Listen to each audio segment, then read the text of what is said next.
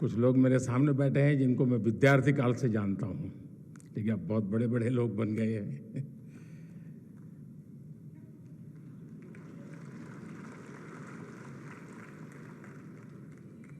और मुझे अनुमान था कि मैं यहां जाऊंगा तो मुझे इन सब पुराने साथियों से मिलने का जरूर अवसर मिलेगा, और मुझे मिल रहा है।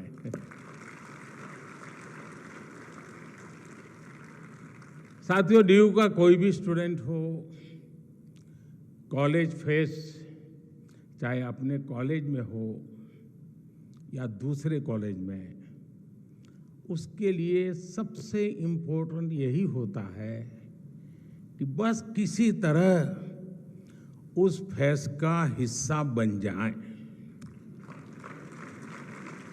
मेरे लिए भी ये ऐसा ही मौका है।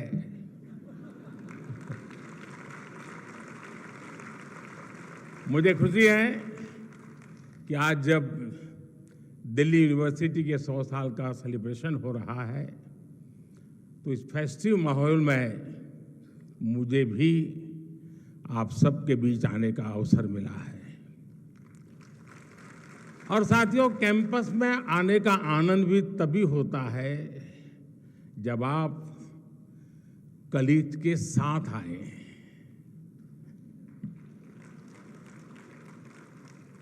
दो दोस्त चल दिए गप्पे मारते हुए, दुनिया जहान की बातें करेंगे, इजराइल से लेकर के मून तक कुछ छोड़ेंगे नहीं। कौन सी फिल्म देखी, ओटीटी पर वो सीरीज अच्छी है, वो वाली रील देखी या नहीं देखी। अरे बातों का अथाह समंदर होता है। इसलिए मैं भी आज आपकी ही तरह दिल्ली मेट्रो से अपने युवा दोस्तों से गपशप करते करते यहां पहुंचा हूं।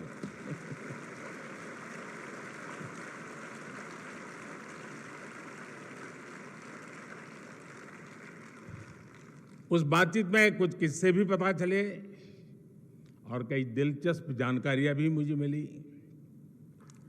साथियों, आज का अवसर एक और वजह से बहुत खास है। ड्यू ने एक ऐसे समय में अपने 100 वर्ष पूरे किए हैं जब देश अपनी आजादी के 75 वर्ष पूरे होने पर अमृत महोत्सव मना रहा है। कोई भी देश हो, उसकी यूनिवर्सिटीज, उसके शिक्षण संस्थान, उसकी उपलब्धियों का सच्चा प्रतिबिंब होते हैं। ड्यू की भी इन 100 वर्षों की यात्रा में कितने ही ऐतिहासिक पड़ाव आए हैं। इसमें कितने प्रोफेसर्स का, कितने स्टूडेंट्स का और कितने ही दूसरे लोगों का जीवन जुड़ रहा है। एक तरह से दिल्ली यूनिवर्सिटी सिर्फ एक यूनिवर्सिटी नहीं, बल्कि एक मूवमेंट रही है।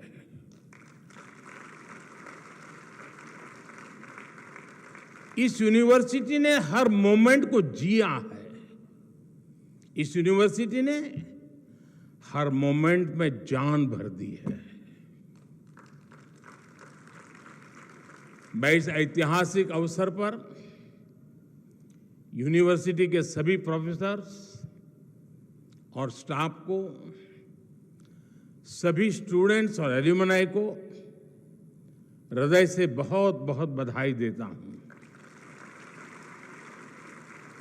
साथियों, आज इस आयोजन के जरिए यहां नए और पुराने स्टूडेंट्स भी साथ मिल रहे हैं। स्वाभाविक है, कुछ सदाबहार चर्चाएं भी होगी। नॉर्थ कैंपस के लोगों के लिए कमला नगर, हडसन लाइन और मुखर्जी नगर से जुड़ी यादें,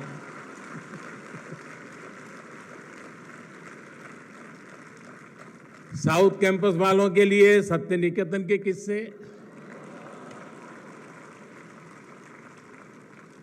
आप चाहे जिस ईयर के पास आउट हो, 2 डीयू वाले मिलकर इन पर कभी भी घंटों निकाल सकते हैं।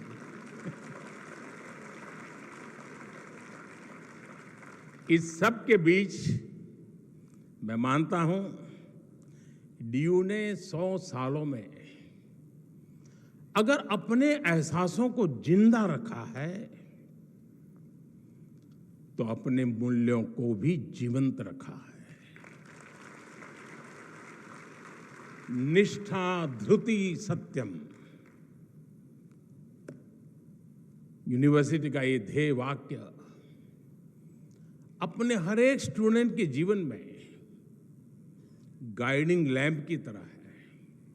साथियों, हमारे यहां कहा जाता है, ज्ञान वानेन सुखवान, ज्ञान वानेव जीवति, ज्ञान वानेव बलवान, तस्मात् ज्ञान मयो भव। अर्थात जिसके पास ज्ञान है वही सुखी है, वही बलवान है,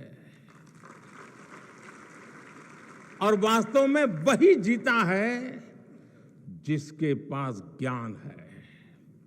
इसलिए जब भारत के पास नालंदा जैसे विश्वविद्यालय थे, तब भारत सुख और समृद्धि के शिखर पर था। जब भारत के पास तक्षशिला जैसे संस्थान थे, तब भारत का विज्ञान विश्व को गाइड करता था। भारत की समृद्ध शिक्षा व्यवस्था भारत की समृद्धि की वाहक थी। ये वो समय था जब दुनिया की जीडीपी में बहुत बड़ा शेयर भारत का होता था। लेकिन गुलामी के सैकड़ों वर्षों के कालखंड ने हमारे शिक्षा के मंदिरों को, इन एजुकेशन सेंटर्स को तबाह कर दिया। और जब भारत का बौद्धिक प्रवाह रुका, तो भारत की ग्रोथ भी थम गई। लंबी गुलामी के बाद देश आजाद हुआ। इस दौरान आजादी के भावनात्मक ज्वार को एक मूर्त रूप देने में भारत की यूनिवर्सिटीज ने एक अहम भूमिका निभाई थी।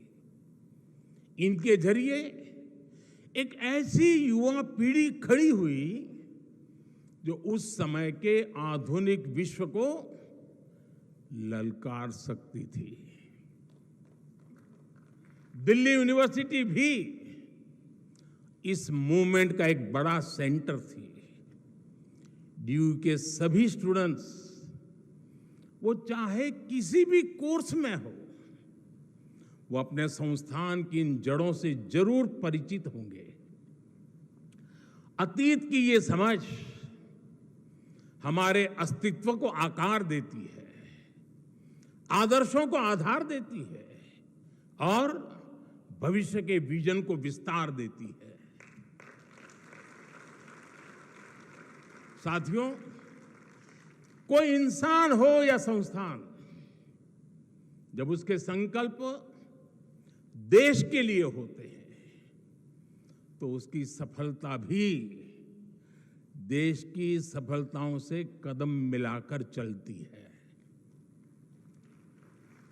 कभी डीयू में केवल 3 कॉलेज थे, आज 90 से ज्यादा कॉलेज है। कभी भारत की इकोनॉमी फ्रेजाइल के लिस्ट में थी, खस्ता हाल थी। आज भारत दुनिया की टॉप 5 इकोनॉमीज में शामिल हो चुका है।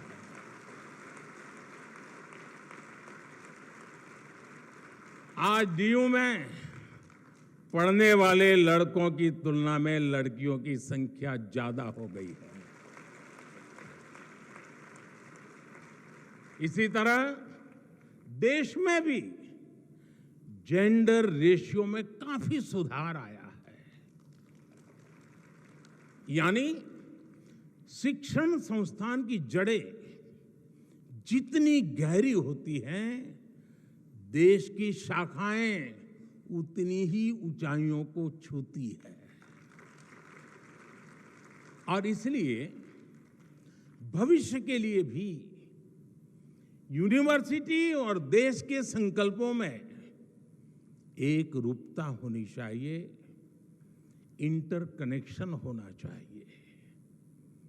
25 साल बाद जब देश अपनी आजादी के 100 साल पूरे करेगा, तब दिल्ली यूनिवर्सिटी अपनी स्थापना के 125 वर्ष मनाएगी।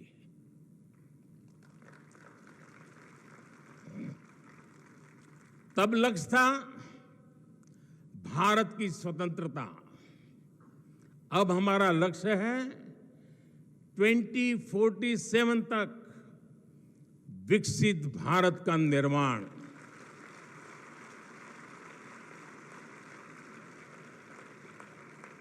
पिछली शताब्दी के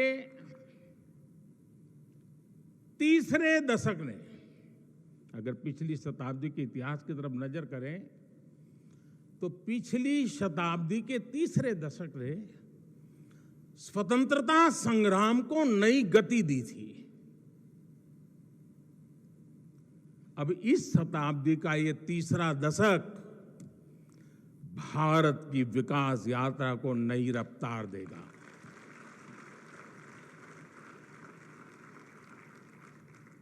आज देश भर में बड़ी संख्या में यूनिवर्सिटी, कॉलेज बनाए जा रहे हैं। पिछले कुछ वर्षों में आईआईटी, आईआईएम, एनआईटी और एम्स जैसी संस्थाओं की संख्या में लगातार बढ़ोतरी हुई है। ये सभी इंस्टीट्यूट्स न्यू इंडिया के बिल्डिंग ब्लॉक्स बन रहे हैं। साथियों, शिक्षा सिर्फ सिखाने की प्रक्रिया नहीं है, बल्कि ये सीखने की भी प्रक्रिया है। लंबे समय तक शिक्षा का फोकस इसी बात पर रहा कि छात्रों को क्या पढ़ाया जाना चाहिए, लेकिन हमने फोकस इस बात पर भी शिफ्ट किया कि छात्र क्या सीखना चाहता है।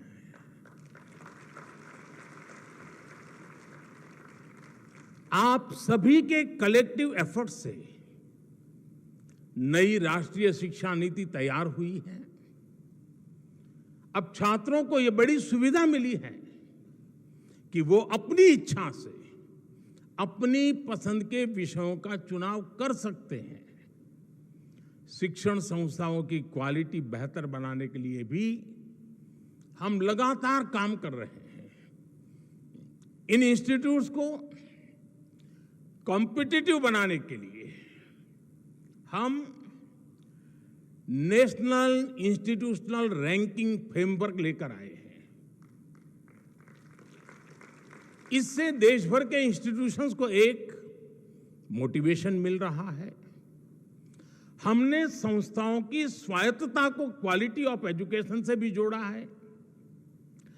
जितना बेहतर संस्थाओं का प्रदर्शन होगा, उतनी ही उन्हें स्वायत्तता मिल रही है। साथियों, शिक्षा की फ्यूचरिस्टिक नीतियां और निर्णयों का परिणाम है कि आज इंडियन यूनिवर्सिटी की ग्लोबल पहचान बढ़ रही है। 2014 में क्यूएस वर्ल्ड रैंकिंग में केवल 12 इंडियन यूनिवर्सिटीज होती थी। 2014 में 12 यूनिवर्सिटीज, लेकिन आज ये संख्या 45 हो गई है। हमारे एजुकेशन इंस्टीट्यूट्स दुनिया में अपनी अलग पहचान बना रहे हैं। हमारे संस्थान quality education, student faculty ratio और रेपुटेशन सब में तेजी से सुधार कर रही है। और साथियों, आप जानते हैं, इन सब के पीछे सबसे बड़ी गाइडिंग फोर्स कौन सी काम कर रही है? ये गाइडिंग फोर्स है भारत की युवा शक्ति। इस हॉल में बैठे ही हुए मेरे युवाओं की शक्ति। साथियों, एक समय था जब स्टूडेंट्स किसी इंस्टीट्यूट में एडमिशन लेने से पहले सिर्फ प्लेसमेंट को ही प्राथमिकता देते थे। यानी एडमिशन का मतलब डिग्री और डिग्री का मतलब नौकरी। शिक्षा यहीं तक सीमित हो गई थी। लेकिन आज युवा जिंदगी को इसमें बांधना नहीं चाहता, वो कुछ नया करना चाहता है, अपनी लकीर खुद खींचना चाहता है। 2014 से पहले भारत में सिर्फ कुछ 100 स्टार्टअप्स थे। आज भारत में स्टार्टअप्स की संख्या 1 लाख को भी पार कर गई है। 2014-15 की तुलना में आज 40% से ज्यादा पेटेंट फाइल हो रहे हैं।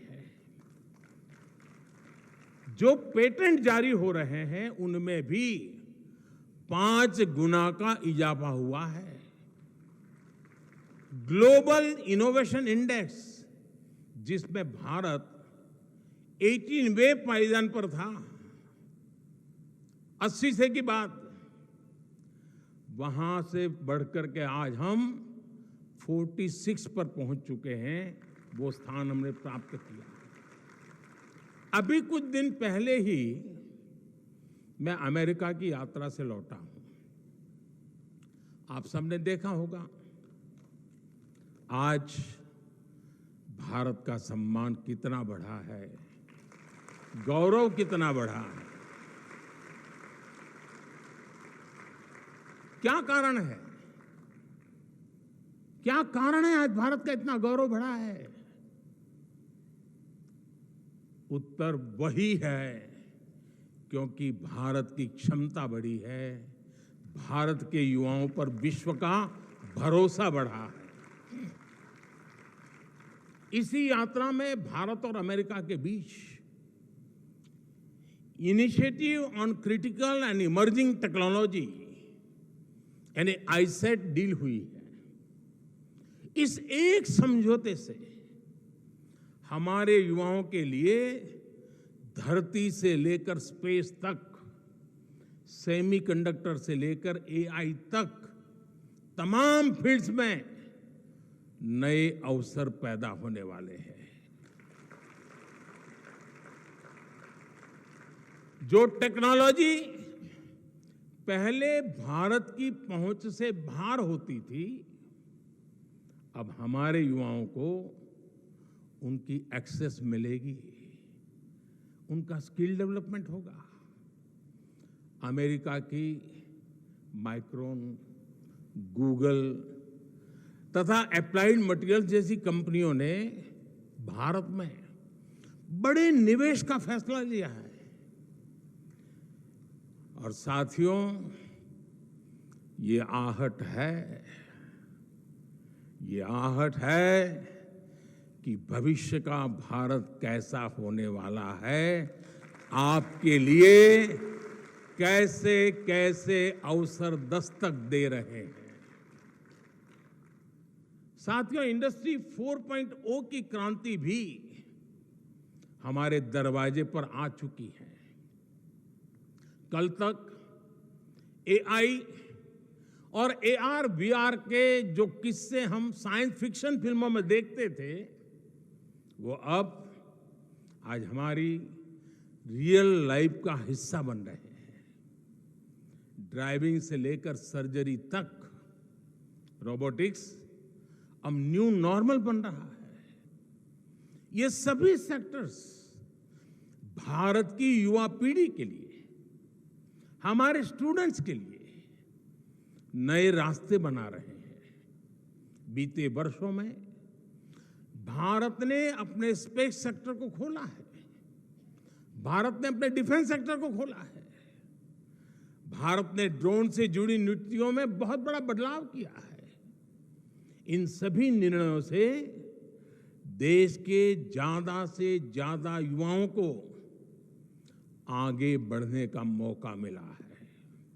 साथियों, भारत की विकास यात्रा से हजारों युवाओं को, हमारे स्टूडेंट्स का कैसे लाभ हो रहा है, इसका एक और पक्ष है। आज दुनिया के लोग भारत को, भारत की पहचान को, भारत की संस्कृति को जानना चाह रहे हैं। कोरोना के समय दुनिया का हर देश अपनी जरूरतों के लिए परेशान था, लेकिन भारत अपनी जरूरतों को पूरा करने के साथ साथ दूसरे देशों की भी मदद कर रहा था। लिहाजा विश्व में एक क्यूरियोसिटी पैदा हुई कि आखिर भारत के वो कौन से संस्कार है जो संकट में भी सेवा का संकल्प पैदा करते हैं।